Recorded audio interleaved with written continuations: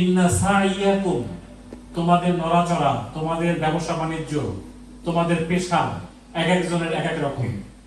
সব পেশার, সব বর্ণের, সব ধরনের মানুষ নিয়ে আমাদের এই সমাজ। এখানে আমরা কেউ আওয়ামী লীগ করি, কেউ বিএনপি করে, কেউ জাতীয় পার্টি করে, কেউ চরমনাই করে, কেউ তাবলীগ করে, কেউ জামাতি ইসলামী করে। এই তো আমরা এই লোকগুলো নিয়েই তো আমাদের এই সমাজটা। তো এই সমাজের মানুষগুলোর মধ্যে একটা বড় ধরনের গ্যাপ আছে, বুঝার একটা ব্যাপার আছে। সেটা হলো, আমরা জানি যে আজান হইলে আমাদেরকে নামাজে চলে যেতে হয়। আমরা ঈদের চাঁদ দেখলে আমরা কোরবানির গরু কিনি। আমরা ঈদ উল ফিতর আসলে আমরা ঈদের নামাজ পড়তে যাই। রমজানের চাঁদ দেখা গেলে হুজুর বলে যে আজকে চাঁদ দেখা গেছে, কালকে থেকে রোজা শুরু হবে, আপনারা সিহরি খান, রোজা রাখা শুরু করেন। কি এইভাবে আমাদের চলে না? কিন্তু একটা জিনিস নিয়ে আমাদের সমাজে খুব একটা আলোচনা হয় না, সেটা হলো টাকা পয়সার লেনদেনটা আমরা কিভাবে করব, আমরা ব্যাংকিংটা কিভাবে করব, আমাদের অর্থনীতিটা কিভাবে চলবে। এটা নিয়ে আমাদের মসজিদ, মাদ্রাসা, খানকা, দরবার, হুজুরের মাহফিল, কোথাও তেমন কোনো আলোচনাটা হয় না। কি বলেন, ঠিক না? অথচ আমাদের ঘর থেকে বের হলেই আমাদের টাকা পয়সা লেনদেন করতে হয়, আমাদের বাজার করতে হয়, গাড়ির ভাড়া দিতে হয়, আমাদের কেনাকাটা করতে হয়। বাজার না করলে, ঘর থেকে বের হলেই টাকা ছাড়া কি আমরা কেউ চলতে পারবো? যত গরিব মানুষ হোক না যত ধনী মানুষ হোক, টাকা ছাড়া কোনো মানুষের পক্ষে চলা সম্ভব না।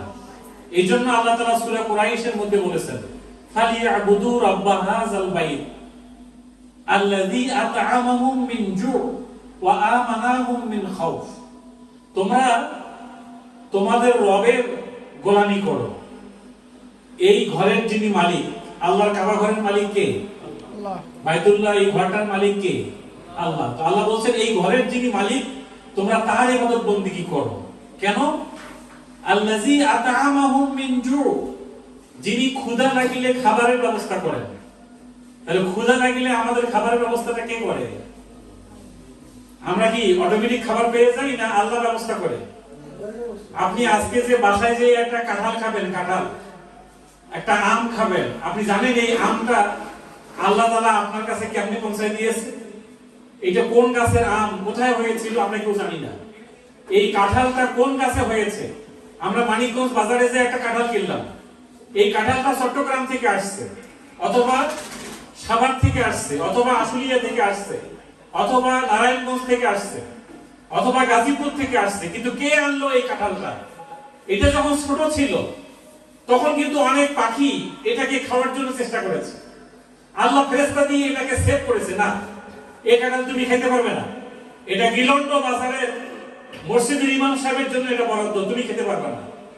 ওই ছোট্ট কাঁঠালটা আস্তে আস্তে আস্তে আস্তে বড় করে এটা পাকার অবস্থায় নিয়ে তারপরে আল্লাহ তাআলা আমাদের ঘর পর্যন্ত পৌঁছে দিয়েছে। তাহলে আমাদের যে খাবার খাই, আমরা যে এই পিজা খাই, আমরা যে বিরিয়ানি খাই, পোলাও খাই, ভাত খাই, বিভিন্ন মাছ মাংস খাই, আমাদের এই খাবারের যোগানটা মূলত কে করে? আল্লাহ করে। এজন্য আল্লাহ কোরআনে বলেছেন, ফালিয়ানজুরিল ইনসানু ইলা তাআমি, মানুষ কি যে আমি খাবারের ব্যবস্থা করি, এই খাবারের টেবিলের দিকে মানুষের তাকানো দরকার, যে আমার খাবারের টেবিলের এই খাবারটা কে সাপ্লাই দিবে। তাহলে আমি মাছ কিনতে পারবো না টাকা ছাড়া, গোশত কিনতে পারবো না টাকা ছাড়া, একটা সবজি কিনতে পারবো না টাকা ছাড়া। টাকার লেনদেনটা নিয়ে আমরা কোথায় লেনদেন করব, কোন ব্যাংকে টাকা রাখবো, কোথায় টাকা রাখলে লেনদেনটা হালাল হবে, পবিত্র হবে, এইটা নিয়ে আমাদের খুব একটা আলোচনা হয় না। আমরা চাঁদ দেখা গেলে হুজুর বলে যে রোজা রাখেন, চাঁদ দেখা গেলে বলে যে এখন গরু, কোরবানির গরু কিনেন, চাঁদ দেখা গেলে বলে যে কালকে থেকে রোজা শুরু হবে। কিন্তু আমার টাকাটা কোত্থেকে আসবে, ইমাম সাহেবের বেতনটা কোত্থেকে দেব, আমার মসজিদের লেনদেনটা কোথায় হবে, আমার বাজার ঘাট কিভাবে হবে, ব্যবসা বাণিজ্য কেমনে করব, এইটা নিয়ে আমাদের সমাজে খুব একটা আলোচনা হয় না। তাহলে আমরা নামাজের ব্যাপারে যেরকম সিরিয়াস, রোজার ব্যাপারে যেরকম সিরিয়াস, ঈদের ব্যাপারে যেরকম সিরিয়াস, অর্থনৈতিক লেনদেনটা, টাকা পয়সার লেনদেনটা নিয়ে আমরা সিরিয়াস না। এই জন্য আমরা, আল্লাহ রাসূল হাদিসে বলেছেন সুদের 70 প্রকারের গুনাহ। কত প্রকারের গুনাহ? 70 প্রকার।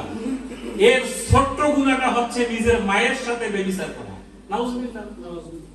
নিজের মাকে বিয়ে করবে এরকম সন্তান এই পৃথিবীতে কেউ থাকলে আমরা কি এটা মেনে নেব? কেউ মেনে নেবে এটা যে মাকে বিয়ে করছে সে? অথচ রাসূল হাদিসে বলছেন তোমার লেনদেনের সঙ্গে যদি সুদ থাকে তাহলে মাকে বিয়ে করলে যে গুনাহ হবে এটা হলো তোমার ছোট গুনাহ। আর বড় গুনাহটা হচ্ছে আল্লাহর সঙ্গে যুদ্ধ করা। তাহলে আমরা ইসলামী ব্যাংক কেন জন্ম হলো বাংলাদেশে? এই জন্যই জন্ম হয়েছে যে সুদ খাইলে, সুদের সাথে লেনদেন করলে ওই মানুষটা জাহান্নামে যাবে। সে মসজিদের ইমাম হইলেও যাবে, পীর সাহেব হইলেও যাবে, মসজিদ কমিটির সভাপতি হইলেও যাবে, চেয়ারম্যান হইলেও যাবে, এমপি হইলেও যাবে, মন্ত্রী হইলেও যাবে, সে দেশের প্রধানমন্ত্রী হইলেও জাহান্নামে যাবে যদি তার সম্পর্ক সুদের সঙ্গে থাকে। তাহলে সুদ নামক গুনাহ আমরা এই সমাজে সবাই মিলে করতেছি না বলেন? করতেছি। তাহলে এই গুনাহ করে আমি নামাজ রোজা হজ যাকাত করার পরেও এই গুনাহ করলে যদি আমার জাহান্নামে যাওয়া লাগে তাহলে এই গুনাহ থেকে আমাদের বাঁচতে হবে না?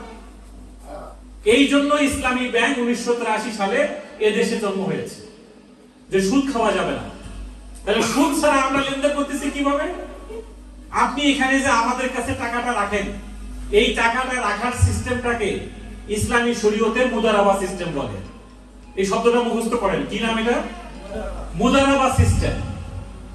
এটা আমাদের মসজিদগুলোতে দুঃখজনক হলেও সত্য যে আমাদের মসজিদের খুতবায় আমাদের মুসল্লিরা মুদারাবা সম্পর্কে কি জিনিস এটা বোঝে না, অথচ আরবি শব্দ এটা নিয়ে আলোচনা হয় না। আর আমাদের মুসল্লিরাও ঠিক এমন সময় মসজিদে যায় যখন নামাজ শুরু হয়, ওনারা খুতবা ঠিক মতো শোনেন। তাহলে আমাদের এই সমাজে আমাদের লেনদেনটা হইতে হবে মুদারাবা সিস্টেম। ইসলামী ব্যাংক বলছে তোমরা যে আমাদের কাছে টাকা রাখো, সেভিংসে রাখো, ডিপিএস করো, এফডিআর করো, এই টাকাটা আমরা মুদারাবা সিস্টেমে গ্রহণ করি। মুদারাবা সিস্টেম হলো দুইটা পক্ষ থাকে, একটা পক্ষ ফান্ড জমা দেয় আর একটা পক্ষ ফান্ডটাকে ব্যবহার করে। আমাদের নবী মুহাম্মদ রাসূলুল্লাহ সাল্লাল্লাহু আলাইহি সাল্লাম, তার স্ত্রীর নাম খাদিজা। খাদিজা হলো আমাদের মা, আল্লাহ রাসূলের স্ত্রী। এই খাদিজার কাছে টাকা ছিল, এই টাকাটা তিনি একজনকে দিয়ে ব্যবসা করবেন, ব্যবসা করে যা লাভ হয় দুইজনে ভাগ করে নেবেন। তিনি একজন লোক খুঁজছিলেন কার কাছে টাকা দিলে আমার টাকাটা নিরাপদে থাকবে। তিনি খুঁজতে খুঁজতে যাকে পেলেন তিনি হচ্ছেন মুহাম্মদ রাসূলুল্লাহ সাল্লাল্লাহু আলাইহি সাল্লাম। এই ছেলেটা খুবই ভদ্র, খুবই ভালো, সমাজে সবাই তাকে ভালো হিসাবে জানে, আর আমি বিশ্বস্ত, এর কাছে টাকা দিলে আমার টাকা নিরাপদে থাকবে। এই জন্য তিনি খাদিজা আল্লাহর নবীকে টাকা দিলেন, ফান্ড দিলেন যে তুমি এই টাকাটা নিয়ে ব্যবসা করো, যা লাভ হয় দুইজনে ভাগ করে নেবে। আল্লাহর নবী খাদিজার কাছ থেকে ফান্ড নিয়ে চলে গেলেন সিরিয়াতে, দামেস্কে, বাগদাদে, যে ব্যবসা করলেন, ব্যবসা করে যা লাভ হলো দুইজনে ভাগ করে নিলেন। ইসলামী ব্যাংক আপনার কাছ থেকে এই মুদারাবা কনসেপ্টে টাকা নেয়। আল্লাহর রাসূলকে খাদিজা যে টাকা দিয়েছেন এটাকে মুদারাবা সিস্টেম বলে। খাদিজা টাকা যোগান দিয়েছে, আল্লাহর নবী ব্যবসা করেছে। আপনারা ইসলামী ব্যাংকে টাকা যোগান দিবেন, ইসলামী ব্যাংক টাকাটাকে ব্যবহার করবে। তো টাকা যোগান কার কাছে দেব, আমি কাকে টাকা দেব? এই জন্য আল্লাহর নবীর মতো বিশ্বস্ত একটা জায়গা দরকার। আলহামদুলিল্লাহ, আলহামদুলিল্লাহ 1983 সাল থেকে আজকে পর্যন্ত ইসলামী ব্যাংকে কোটি মানুষের আস্থা জন্মেছে না নিরাশ হয়ে গেছে মানুষ, বলেন তো? আপনারা যে এই এজেন্টটার কাছে আসেন, আপনাদের কারো কি 2 টাকা এজেন্ট মেরে দিয়েছে? কারো 1000 টাকা মেরে দিয়েছে? কারো 1 লক্ষ টাকা মেরে দিয়েছে? কারো কাছে ঘুষ নিয়েছে? কাউকে দুর্নীতি করেছে? না, এই কথা কেউ বলতে পারবে না। ইসলামী ব্যাংকে আমরা যারা অফিসার আছি, আমি এখানে 25 বছর ইসলামী ব্যাংকে চাকরি করছি, আমি এখানেও চাকরি করছি, দেশের বাইরেও চাকরি করেছি। ইসলামী ব্যাংকের একটা অবৈধভাবে আমরা 1 টাকা কেউ ভোগ করি। এই জন্য মানুষ মনে করে ইসলামী ব্যাংক একটা ভালো মানুষের ব্যাংক, এটা আস্থার জায়গা, এখানে টাকা রাখলে আমার টাকা নিরাপদে থাকবে। কি কথা ঠিক কিনা বলেন? আপনাদের এই মানিকগঞ্জের এক সন্তান আরাস্ত খান নাম, ওই বাংলাদেশ ঘাটের আগে তার বাসা, উনি বাংলাদেশ সরকারের সচিব ছিলেন। ওনাকে বাংলাদেশ সরকার তাকে ইসলামী ব্যাংকের চেয়ারম্যান নিয়োগ দিয়েছিল।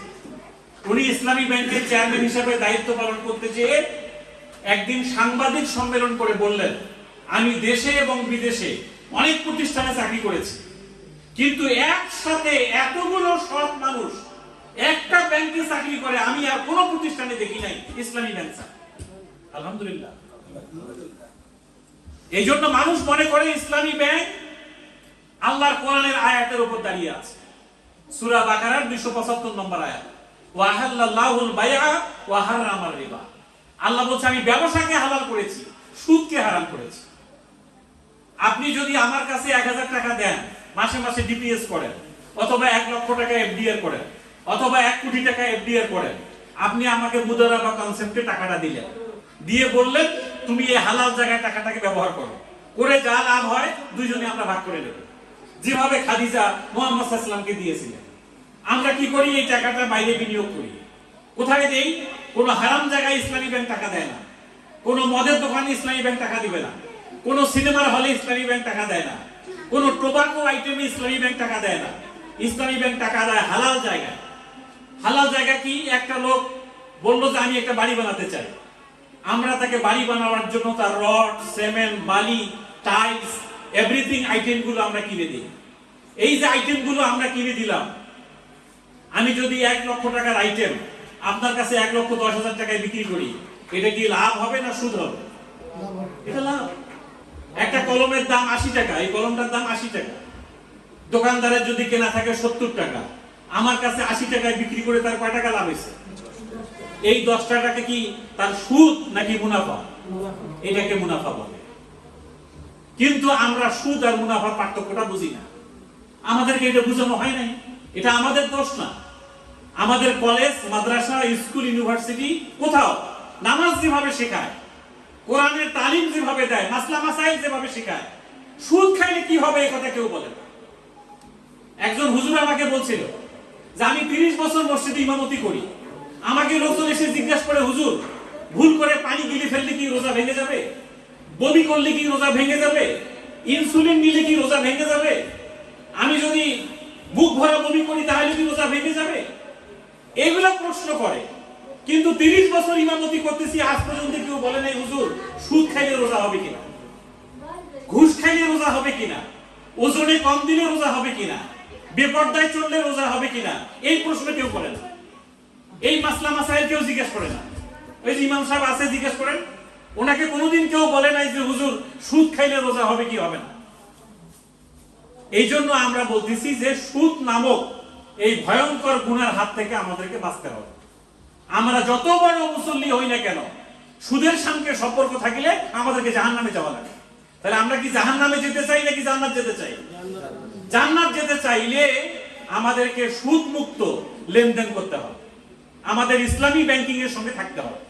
ইসলামী ব্যাংক এদেশের মানুষকে সুদ মুক্ত করার জন্যই জন্ম হয়েছে। এই জন্য আমি আপনাদেরকে অনুরোধ করব, আসুন আমরা সুদ মুক্ত লেনদেন করব। মাঝখানে একটা ঝড়, আপনারা বলেন ইসলাম যেখানে থাকবে সেখানে কিন্তু ঝড় থাকবে।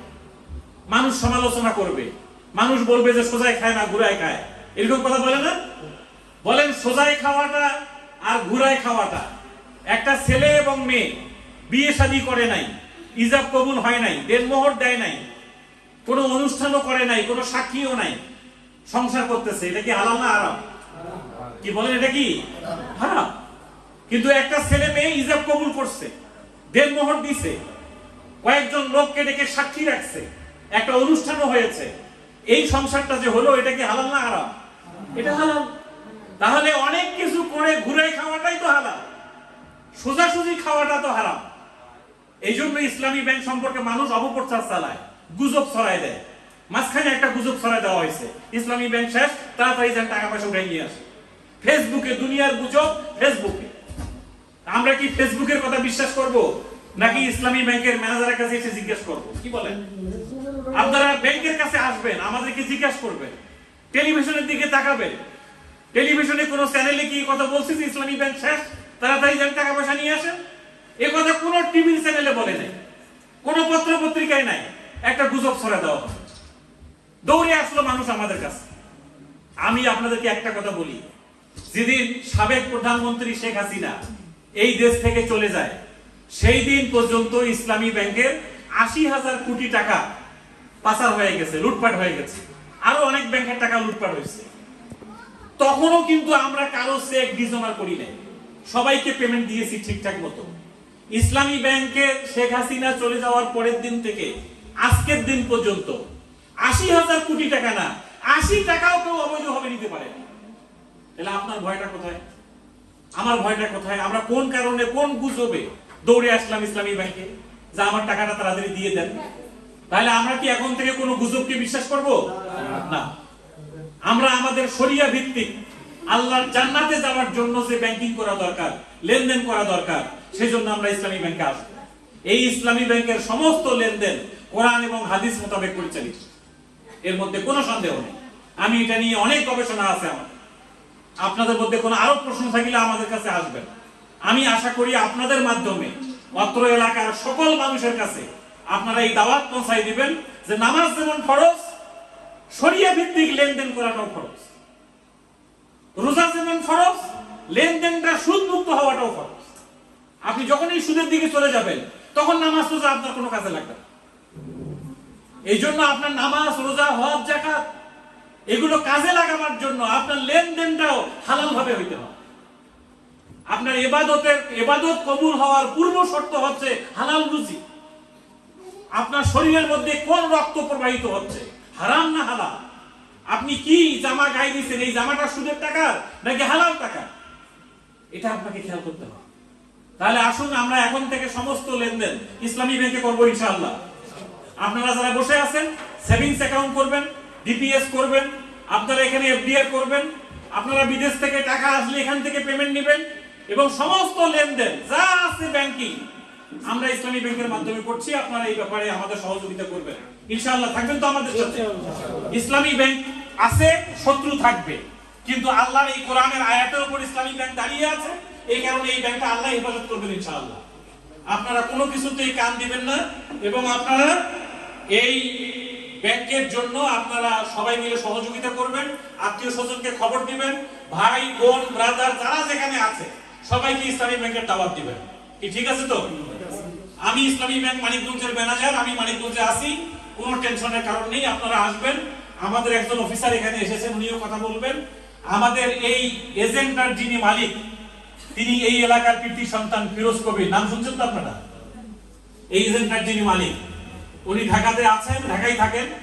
উনি এই এজেন্টটাকে এত সুন্দর করে সাজিয়েছেন, আপনাদের দোরগোড়ায়, আপনাদের ঘরের কাছে ইসলামী ব্যাংকের সেবা উনি নিয়ে এসেছেন। আমরা এই জন্য ওনার জন্য দোয়া করবো কিনা বলেন? আমরা মানিকগঞ্জ যাওয়া লাগতেছে না, কোথাও যাওয়া লাগতেছে না, এখানে বসে সব লেনদেন করতে পারতেছেন। এই জন্য কি আমাদের তাকে সহযোগিতা করার দরকার নেই? এবং এই এলাকারই সন্তান যিনি এখানে দায়িত্বে আছেন, আমাদের সেলিম ভাই, উনি এই এলাকার ইউনিয়নের চেয়ারম্যানও পদপ্রার্থী হচ্ছেন আগামীতে, আমরা শুনেছি, খবর পেয়েছি।